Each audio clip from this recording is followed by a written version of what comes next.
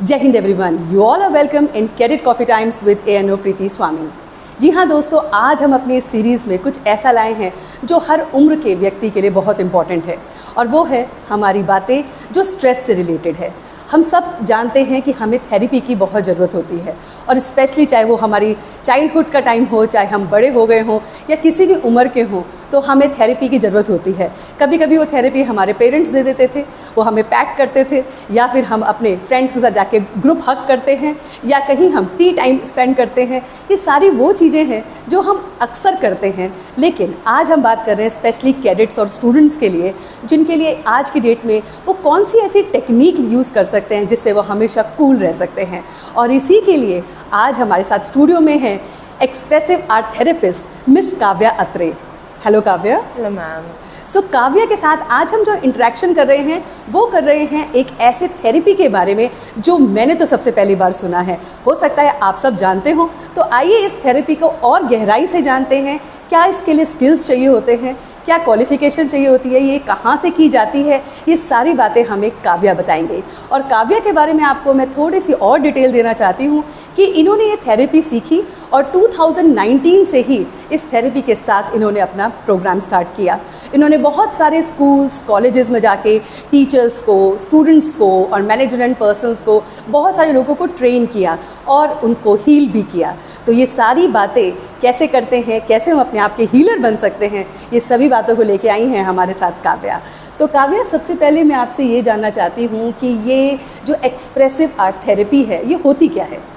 Ma'am, expressive art therapy अगर हम बहुत नॉर्मल टर्म्स में बोले तो वो ऐसे होती है कि हम अपने आप को कैसे एक्सप्रेस कर सकते हैं, कैसे अपने अंदर जो हमारे इमोशंस हैं, हमारे थॉट्स हैं, वो कैसे बाहर निकाल सकते हैं और कैसे अपने आप को मतलब थोड़ा सा काम, पीसफुल, हैप्पी महसूस करा सकते हैं। ओके, सो सबसे पहली बात मुझे जो एक इसी थेरेपी से रिलेटेड आती है वो ये है कि आपकी इस छोटी सी टेंडर एज में आपने ये कैसे डिसाइड किया कि मुझे ये वाला लाइन या इस करियर ऑप्शन की तरफ जाना चाहिए? मैम, मैं जिस करियर ऑप्शन में पहले थी, इससे पहले तो मैं काफ़ी खुश थी, बहुत खुश थी। मैं आर्ट करती थी, मैं डिफरेंट आर्ट फॉर्म्स करती थी, लेकिन हमेशा ऐसे कुछ लगता था कि कुछ मिसिंग है। मतलब मुझे हमेशा आर्टिस्ट बनना था, लेकिन अंदर से लगता था कि कुछ सेटिस्फैक्शन नहीं मिल रही करके। तो फिर जब मैंने इसके बारे में सुना एक्सप्रेसिव आर्ट्स थेरेपी के बारे में, एंड फिर इसका कोर्स करना शुरू किया और सब कुछ, फिर मैंने रियलाइज़ किया कि अगर मैं अपनी चीज़ जो भी है उसको यूज़ करके किसी की मदद कर सकती हूँ या किसी के पास पहुँचा सकती हूँ, तो फिर और जो बेनिफिट्स मुझे मिल रहे हैं वो दूसरों को पहुँचा सकती हूँ। क्या बात है। तो देखिए काव्या, हम इस उम्र में आपसे ये बात सीख रहे हैं, आपने तो इतनी छोटी सी उम्र में ये सब बातें सीख ली और औरों को भी सिखा रहे हो। तो बेसिकली जो एक्सप्रेसिव आर्ट थेरेपिस्ट होता है वो करता क्या है? Ma'am, expressive art therapist normal therapist की तरह होता है। अब थेरेपिस्ट अगर मेंटल हेल्थ में होते हैं, वो ये होते हैं कि वो आपसे बात करते हैं, वो एक सेशन कंडक्ट करते हैं जिसमें उनका एक गोल होता है। जैसे कि फॉर एग्जांपल आप मेरे पास आए और आपके पास बहुत सारा स्ट्रेस है, तो फिर आप बताते हैं कि मुझे बहुत सारा स्ट्रेस है, तो मैं आपसे पूछूंगी कि आपके क्या किस चीज़ में स्ट्रेस है, किस किस कारण है, आप लिखें, आप बात करें उसके बारे में। तो as an expressive arts therapist मेरा ये रोल होगा कि मैं आपसे बात करूं, लेकिन आपको एक्सप्रेस करवाऊं आर्ट से। तो चाहे आप पेंट करके कर रहे हैं, आप लिख के कर रहे हैं, आप एक्ट करके कर रहे हैं, खेल के कर रहे हैं, किसी भी तरह से आप करें, लेकिन अपने आप को बस एक्सप्रेस करें। तो अब जैसे कि आपने बताया कि आपने कोर्स किया है, तो ये कोर्स होता कहाँ पे है और कौन सी यूनिवर्सिटी या कॉलेज करवाता है ये? आजकल काफ़ी यूनिवर्सिटीज़ और कॉलेजेस कर रहे हैं और शुरू कर रहे हैं ये कोर्स। मास्टर्स डिग्री और बैचलर्स डिग्री अभी थोड़ी सी कम है, सर्टिफिकेशन कोर्सेज काफ़ी ज़्यादा है। वन ऑफ द थिंग्स जो सबको ध्यान देना चाहिए इज़ कि देर आर मैनी पीपल जो ये प्रैक्टिस कर रहे हैं विदाउट अ सर्टिफिकेशन डिग्री, और वो भी ठीक है अगर उनके पास एक मेंटल हेल्थ क्वालिफिकेशन है, और अगर वो मेंटल हेल्थ में जैसे साइकोलॉजिस्ट हैं, साइकाइट्रिस्ट हैं, काउंसलर ऑलरेडी हैं, सो दैट इज़ फाइन अगर वो आपके साथ मेंटल हेल्थ में जा रहे हैं। लेकिन अगर वो आर्ट थेरेपिस्ट या कुछ बोल रहे हैं अपने आप को, लेकिन उनके पास डिग्री नहीं है, सो उन्हें भी अलाउड है ये करना, लेकिन वो थेरेपी नहीं कर सकते आप। तो उसके लिए you should be a little और कहाँ से की जाती है ये थेरेपी? मैंने ये किया था बैंगलोर से। There is this organisation called Snehadhara. अच्छा, स्नेहाधारा फाउंडेशन है, वहाँ से मैंने किया था। फिर Tata institute of social sciences Bombay से किया था। तो जितने भी हमारे लिसनर्स और व्यूअर्स हैं और वो किसी भी उम्र के हैं, तो अगर आपको भी ये थेरेपी सीखनी है तो काव्या ने तो हमें बता ही दिया है, तो आप उसको एक्सप्लोर कीजिए और क्यों ना आप भी इस स्किल को और अपने जीवन में लाइए। काव्या, नेक्स्ट बात जो अभी मुझे आपसे बात करते हुए पता चली है कि आर्ट भी बहुत ज़रूरी है, तो क्या आर्टिस्ट होना एक स्किल इसमें इम्पॉर्टेंट है कि नहीं? मैम, आर्टिस्ट स्किल हो, आर्ट बहुत ज़रूरी है। जैसे क्योंकि आर्ट का ये माना जाता है कि जब आप बात कर रहे होते हैं तो आपके ब्रेन में जो एरिया लाइट अप होता है वो सेम एरिया लाइट अप होता है जब आप पेंट कर रहे होते हो या फिर आप अपने आप को एक्सप्रेस कर रहे होते हो थ्रू सम आर्ट फॉर्म। तो अगर वो सेम एरिया लाइट अप होता है, इसका मतलब ये है कि आप अपने आप को एक्सप्रेस कर रहे हो, वो साइंटिफिकली प्रूवन है। तो जब हम बात कर रहे हैं, लाइक अभी भी हम बातचीत कर रहे हैं, तो हमारे वहाँ पे वो पिक्चराइजेशन फॉर्म हो रही है हर बात की, तो अच्छा है ना, क्यों ना उसको एक्सप्रेस कर दे। मगर काव्या, बहुत सारे हमारे लिसनर्स और व्यूवर्स वो भी होंगे जिनको आर्ट बिल्कुल पसंद नहीं होगी, तो उनके लिए क्या मंत्र है? मैम, जिनको आर्ट पसंद नहीं है उनके लिए और ऑप्शंस है। वो सबसे बेस्ट चीज़ है। आपको खेलना पसंद है, आपको गाना पसंद है, आपको गाना सुनना पसंद है, आपको बस एक्ट करना पसंद है। कितने लोगों को एक्ट नौटंकी करना पसंद होता है, और वो बिल्कुल हम सब लोग करते हैं। और घर में ना आप सब देखिएगा, एक ना एक ऐसा किरदार होगा जो हमेशा हंसाता रहता होता, गुदगुदाता रहता है, कहीं ना कहीं पे जोक्स मारता रहता है, ये कहता है मैं तो मजाक में ही कह रहा था। वो जो मजाक में करते हैं वो भी कहीं ना कहीं हीलिंग हो ही रही होती है हमारी। तो इससे एसोसिएटेड एक्टिविटीज़ कौन सी होती हैं हमारी? इससे एसोसिएटेड काफ़ी एक्टिविटीज़ होती है, और मैं ये सजेस्ट करूँगी जो भी आपको सबसे ज़्यादा टच करती है या निभाती है, आपको वो ही यूज़ करनी चाहिए। तो जैसे अगर आपको लगता है आपके पास एक पेन एंड पेपर है और आपके पास बहुत सारी फ्रस्ट्रेशन है, अंदर बहुत सारा गुस्सा है, तो फिर आप क्या कर सकते हैं, पेन पेपर को लीजिए, जैसे मैं ये ले लूँ। हाँ, प्लीज़। फिर बस ऐसे करके सारी अपनी फ्रस्ट्रेशन निकाल दीजिए।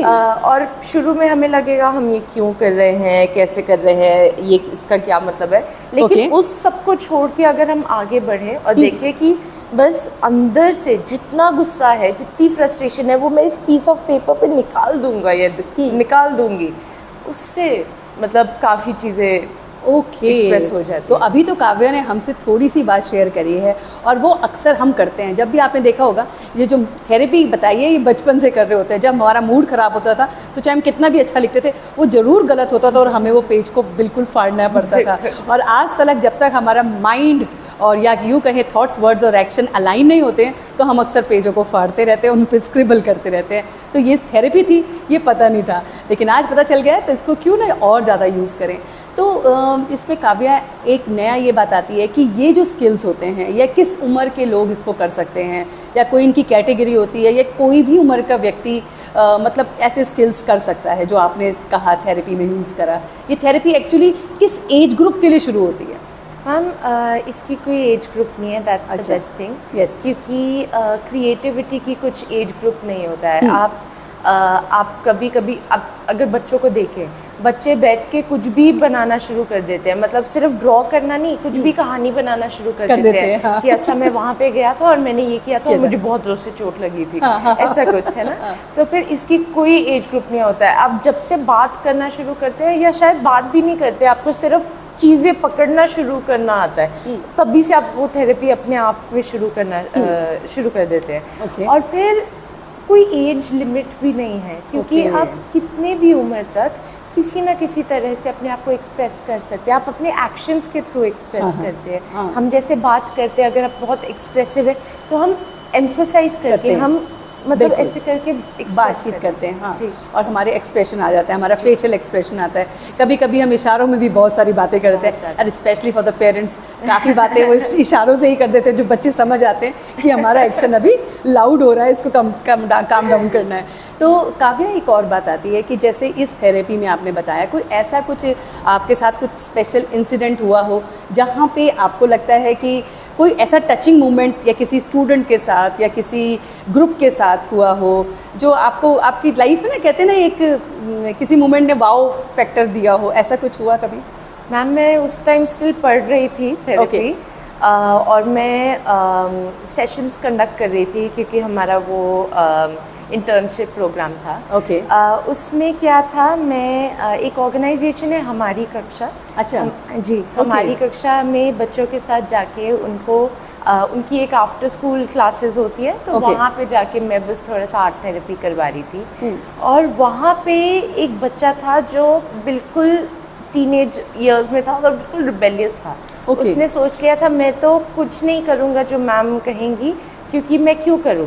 तो मैंने उसको ये वाली स्क्रिबलिंग वाली एक्टिविटी दी कि करो, और उसने वो मुझे थोड़ा सा वो करने की कोशिश कर रहा था कि मैम पक्का पेपर फट जाएगा, मेरी पेंसिल टूट जाएगी। मैंने बोला आपको जो करना है करो, आप बस करो। तो उसको वो फ्रीडम इतनी अच्छी लगी, उसको वो द फैक्ट कि वो कुछ भी कर सकते हैं, पेपर फाड़ सकते हैं, उसको डांट नहीं पड़ रही है, वो इतनी अच्छी लगी। वो मतलब उसको ऐसे छुई कि जब उसने मुझे देखा और पेपर फाड़ने के बाद बिल्कुल, और मैं फिर भी गुस्सा नहीं हुई, उसने मुझे तब देखा, जब देखा मैंने रियलाइज़ किया उसको अंदर कुछ छुआ था। क्योंकि उसके बाद जब भी मैं उसके साथ सेशंस कंडक्ट करती थी, सिर्फ वो एक ऐसा बच्चा था तो जो बहुत अच्छी तरह से ड्राइंग करता था और मतलब मन लगा के करता था। बाकी लोग फिर भी इधर उधर होते थे, लेकिन वो बिल्कुल ही मन लगा के करता था। तो दैट वन इंसिडेंट। हाँ, नहीं, वेरी नाइस। और कितनी अच्छी बात कही है कि थोड़ा सा हम उसको बच्चे को आपने फ्रीडम दे दिया, जो अक्सर हम एज ए टीचर्स मैं कहूँगी या पेरेंट्स कहेंगे तो हम कहेंगे क्यों। और अक्सर ना काव्या की थेरेपी हम बचपन में करते थे, अपनी पेंसिल लेके दीवारों को बहुत ख़राब किया होगा, आपने भी किया होगा, और आजकल तो हमने बिल्कुल बंद कर दिया है सब करना, क्योंकि सबकी पेंटेड वॉल्स बहुत बहुत इंपॉर्टेंट है, प्रेशियस है, तो इसीलिए लगता है ये थेरेपी की ज़रूरत पड़ गई। अदरवाइज़ अगर हमने मौका दिया होता बच्चों को लिखने का दीवारों पे, तो आज पेन पेपर पे उन्हें घिसना ना पड़ता। तो अब काव्या ये पूछना चाहती हूँ कि इसमें क्या मिनिमम आपकी वो होती है, नंबर ऑफ सेशन की रिक्वायरमेंट्स होती है, या it depend upon person to person? Ma'am 2 types of therapy होती है। एक होती है सेल्फ थेरेपी, जो आप खुद के साथ कर सकते हो, जैसे अगर आप जर्नलिंग कर रहे हो, मतलब अपनी डायरी में रेगुलरली लिख रहे हो, आप कविताएं लिख रहे हो, आप ड्राइंग कर रहे हो, पेंट कर रहे हो। वो ड्राइंग और पेंट नहीं जिसमें आप स्किल सीख रहे हो, क्योंकि जिसमें आप स्किल सीख रहे हो उसको कॉपी कर रहे हो एग्जैक्टली, वो एक अलग वो हो जाता है। अच्छा, वो एक अलग सिनेरियो हो जाता है। मतलब वो भी इम्पोर्टेंट है, क्योंकि आप मतलब आप कंसंट्रेशन कर रहे हो, फोकस कर रहे हो, तो वो एक वे में थेरेपी हो जाती है। लेकिन थेरेपी मोस्टली होती है जब आप अपने आप को एक्सप्रेस कर रहे हो, तो वो होता है। और वो तब आता है जब आप अपने आप को एक्सप्रेस कर रहे हो, जब आप कविताएं लिखते हो। तो आप सोचते नहीं, आप सोच सकते हो कि अच्छा क्या राइम, अपने आप फ्लो में आता है। एग्जैक्टली। तो दैट इज थेरेपी, जब अपने मतलब ऑलमोस्ट लाइक आपका सोल बात कर रहा है, और तो वो सेल्फ वाला हो गया, सेल्फ। और दूसरा थेरेपी आपने जो कहा, हाँ जी, सो दूसरी थेरेपी इज जब थेरेपिस्ट के पास आप जाते हैं and the therapist tells you कि क्या क्या करना है, और फिर रेगुलर सेशंस होने चाहिए उसके। तो देखिए कितना इजी है ना कि अभी हम ये छोटी छोटी बातें सीख रहे हैं कि जो हम अक्सर, जैसे जब हम बड़े भी हो जाते हैं तो अक्सर काव्या क्या होता है कि सपोज डांस करना पसंद है, लेकिन हम उसके लिए टाइम नहीं निकालते। हम सोचते हैं नहीं नहीं अभी तो बहुत सारे काम पड़े हैं ना। सो लेकिन स्टूडेंट्स और कैडेट्स और जो भी हमें सुन रहे हैं, बच्चे या बड़े, वो थोड़ा सा मी टाइम निकालना बहुत ज़रूरी है। और जैसे आपने कहा कि आपकी थेरेपी में सिंगिंग हो गया, डांस हो गया, एक्टिंग हो गया, पेंटिंग हो गया, ये सारे वही स्किल्स हैं जो हम बचपन से एक्चुअली करते आ रहे हैं, लेकिन कुछ लिमिट के बाद, एज ग्रुप के बाद ये रुक जाता है। तो काफ़ी एक नेक्स्ट क्वेश्चन मेरा आपसे ये है कि जो आपने इतनी थेरेपीज़ करी हैं या मिले हैं, तो आपको क्या लगता है कि एज स्लॉट, कौन सा एज स्लॉट के लोग ज़्यादा आते हैं? आई थिंक सबसे ज़्यादा आते हैं अराउंड 16 के, अराउंड 16 टू अराउंड 40। अच्छा, ओके। पैंडेमिक में मेरे पास जितने भी लोग आए थे वो 16 टू अराउंड 40 के बहुत ज़्यादा आए थे।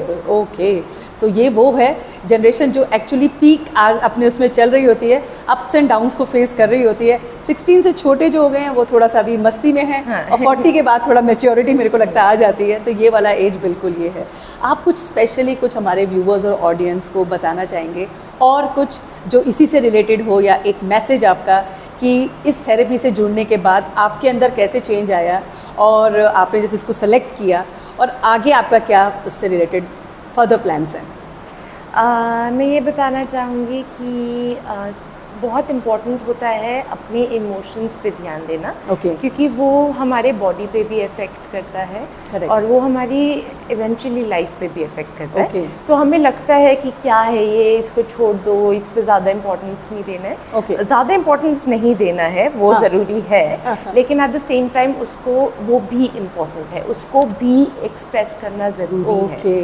तो वो बहुत ज़रूरी है कि आप रेगुलरली या तो लिखें या फिर किसी से बात करें या फिर कुछ पेंट करके अपने आप, जैसे भी आपको लग रहा है, जैसे आपने बोला अपने आप को टाइम देना चाहिए, वो अपने आप को टाइम दें। So that is very. और आपका आगे का क्या प्लान है?